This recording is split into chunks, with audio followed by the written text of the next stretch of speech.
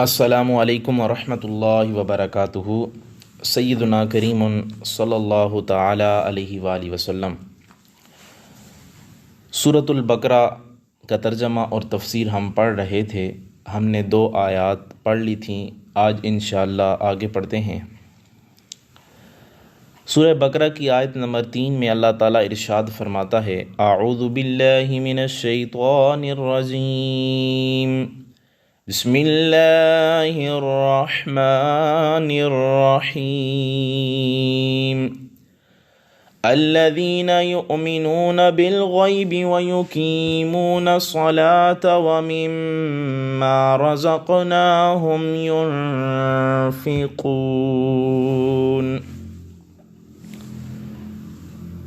اس سے پچھلی والی آیت میں اللہ تعالیٰ نے یہ فرمایا تھا کہ یہ وہ ذیشان کتاب ہے کہ جس میں ذرا بھی شک نہیں ہے، اور یہ کتاب ہدایت ہے پرہیزگاروں کے لیے۔ اب اللہ تعالیٰ ارشاد فرما رہا ہے: الذین یؤمنون بالغیب،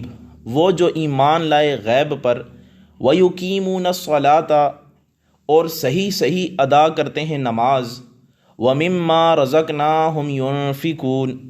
اور اس سے جو ہم نے انہیں روزی دی خرچ کرتے ہیں۔ اچھا، ایک اور چیز بیان کر دوں یہاں پہ، شاید میں نے بیان نہ کی ہو۔ سورہ فاتحہ کے بعد سورہ بقرہ کو کیوں رکھا گیا؟ ان دونوں کی آپس میں مناسبت کیا ہے؟ ایک مناسبت اس کی یہ ہے کہ سورہ فاتحہ میں جیسے ہم اللہ تعالیٰ کی بارگاہ میں دعا کرتے ہیں کہ اہدنا الصراط المستقیم صراط الذین انعمت علیہم، یعنی یا رب العالمین ہمیں صراط مستقیم دکھا اور اس پر چلنے کی توفیق عطا فرما، اور ان لوگوں کے راستے پر ہم کو چلا کہ جن پر تیرا انعام ہوا۔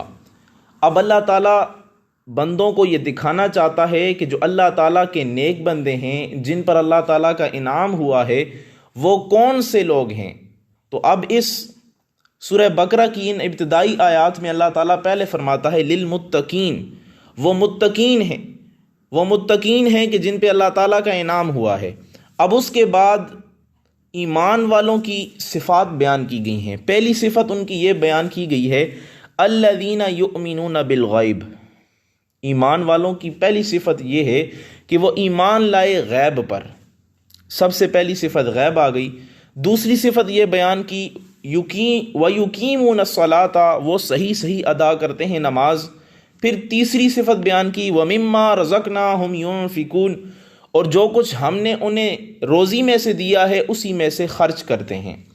پھر اسی طرح ایک اور صفت بیان کی وَالَّذِينَ يُؤْمِنُونَ بِمَا أُنزِلَ إِلَيْكَ وَمَا أُنزِلَ مِن قَبْلِكَ وَبِالْآخِرَةِ هُمْ يُوقِنُونَ، اور وہ جو ایمان لائے ہیں اس پر اے حبیب صلی اللہ تعالی علیہ وآلہ وسلم جو اتارا گیا ہے آپ پر، اور جو اتارا گیا ہے آپ سے پہلے نبیوں وغیرہ پر، وَبِالْآخِرَةِ هُمْ يُوقِنُونَ، اور آخرت پر بھی وہ یقین رکھتے ہیں۔ تو یہاں پہ بھی ان کی ایک صفت بیان کر دی گئی ہے کہ جو کچھ حضور علیہ الصلوۃ والسلام پہ اتارا گیا ہے اور جس کی طرف سے اتارا گیا ہے اور ان سے پہلے جن نبیوں پر اتارا گیا ہے، ان سب پہ یہ مومن ایمان لاتے ہیں اور آخرت کے دن پر بھی ایمان لاتے ہیں۔ تو یہ مومنوں کی صفات اس وجہ سے بیان کی گئی ہیں کہ اگر کوئی آدمی سورہ فاتحہ پڑھنے کے بعد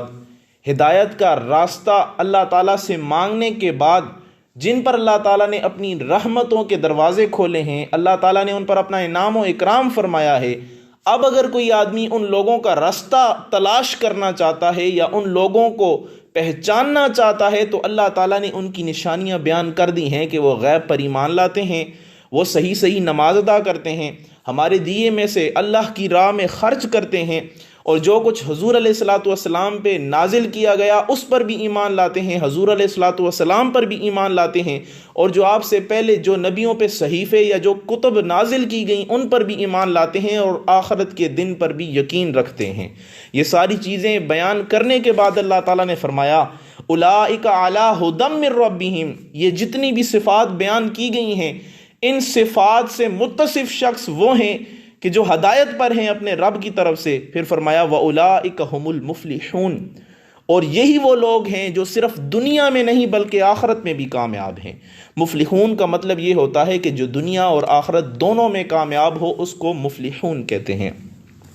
کہ وہ فلاح پانے والے ہیں دنیا میں بھی اور آخرت میں بھی۔ اب یہاں پہ ہم غیب کا تھوڑا سا تذکرہ کر دیتے ہیں کہ غیب کیا چیز ہے۔ تو سب سے پہلے یہاں پہ آپ یہ بات بھی جان لیں کہ المفلحون تک، الذین یؤمنون بالغیب سے المفلحون تک کی 3 آیات یہ مخلص مومنین کے بارے میں ہیں کہ جو ظاہری اور باطنی دونوں طرح سے ایمان لائے ہیں، ان کی یہ صفات بیان کی جا رہی ہیں۔ اور اس کے بعد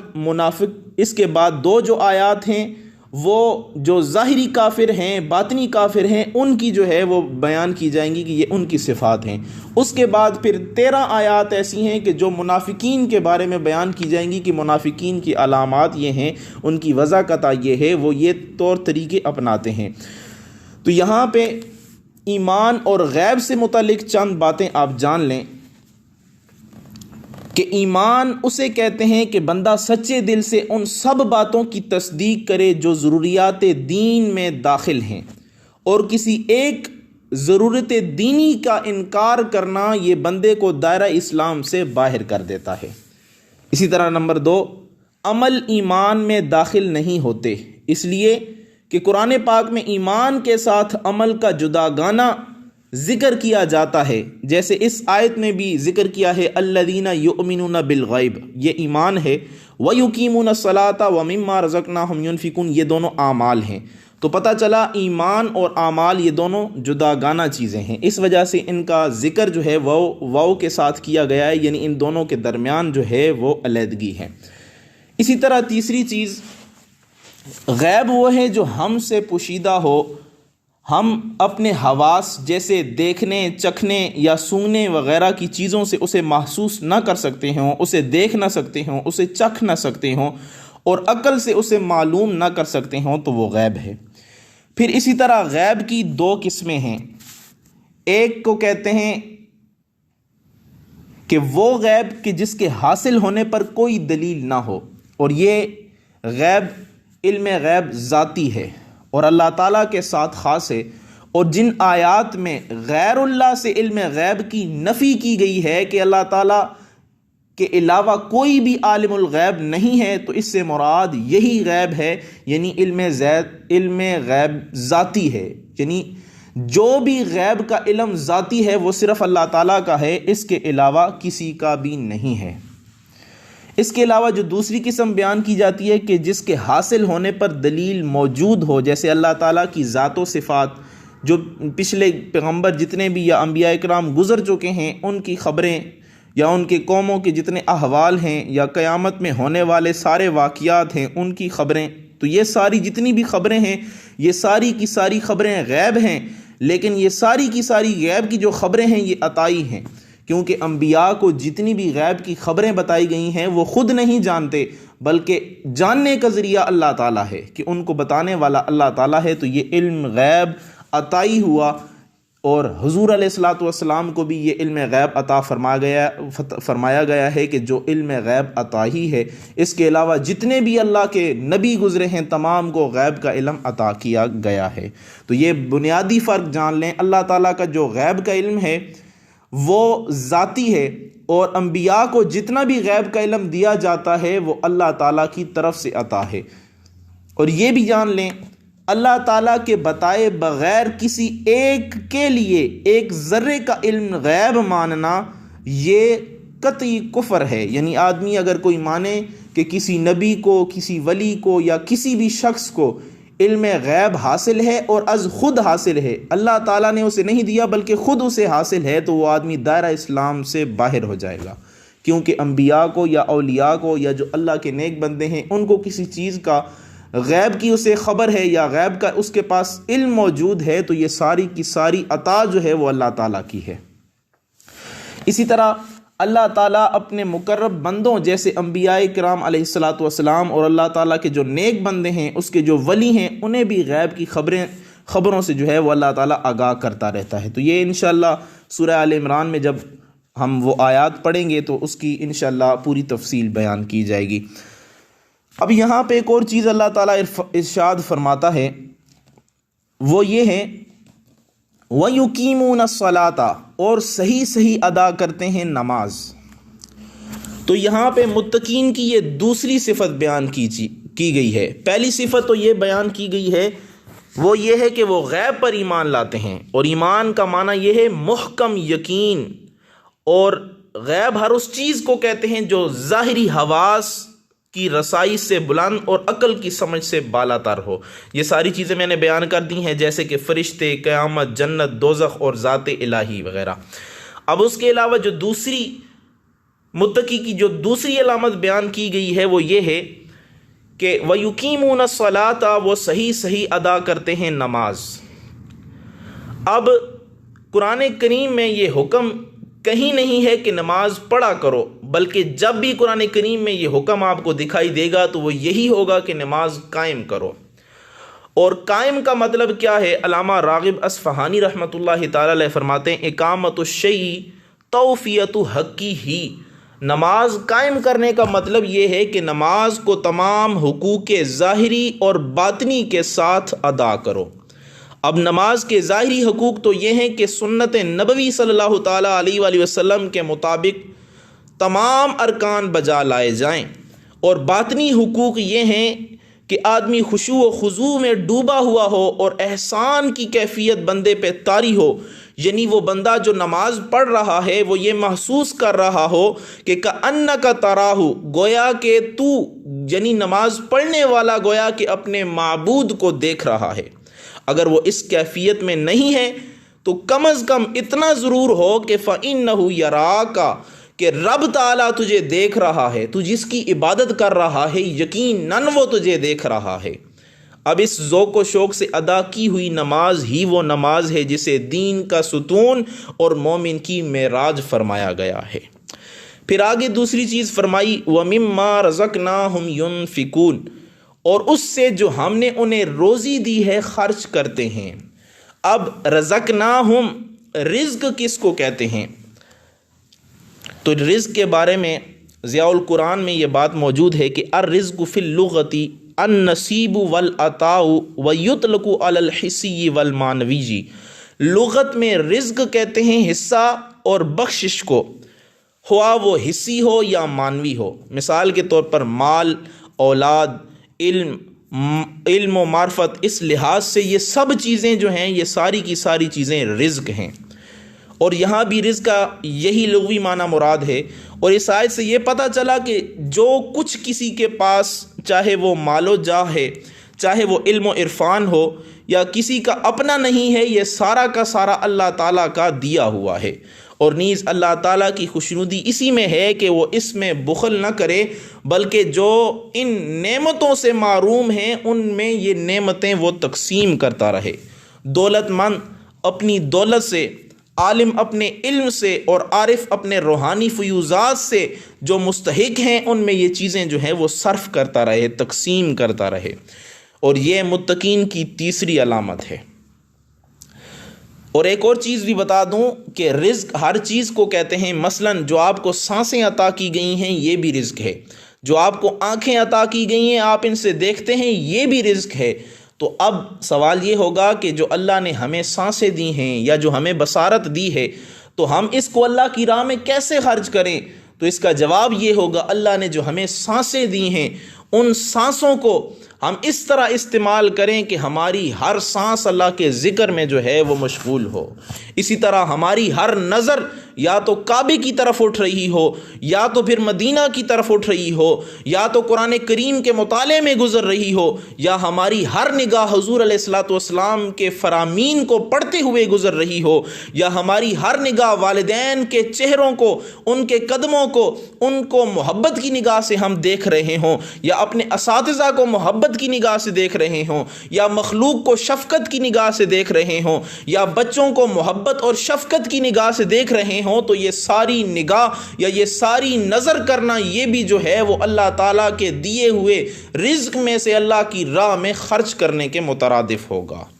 اور آگے اللہ تعالیٰ نے فرمایا والذین یؤمنون بما انزل الیک وما انزل من قبلک وبالآخرۃ ہم یوقنون، والذین اور وہ جو یؤمنون ایمان لائے ہیں، بما اس پر،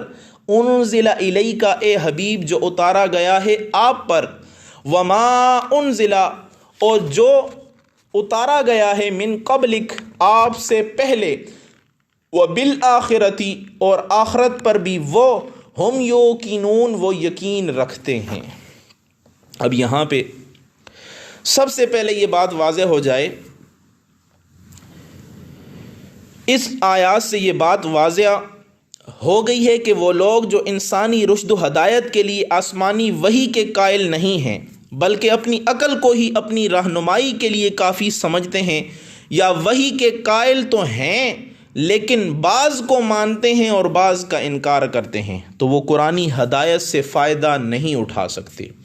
اور یہ چوتھی علامت متقین کی بیان کی گئی ہے۔ نیز اس آیت میں حضور علیہ الصلاۃ والسلام کی ختم نبوت کی بھی واضح دلیل موجود ہے، کیونکہ وہی جس پر ایمان لانا ضروری ہے وہ حضور علیہ الصلاۃ والسلام پہ نازل ہوئی ہے،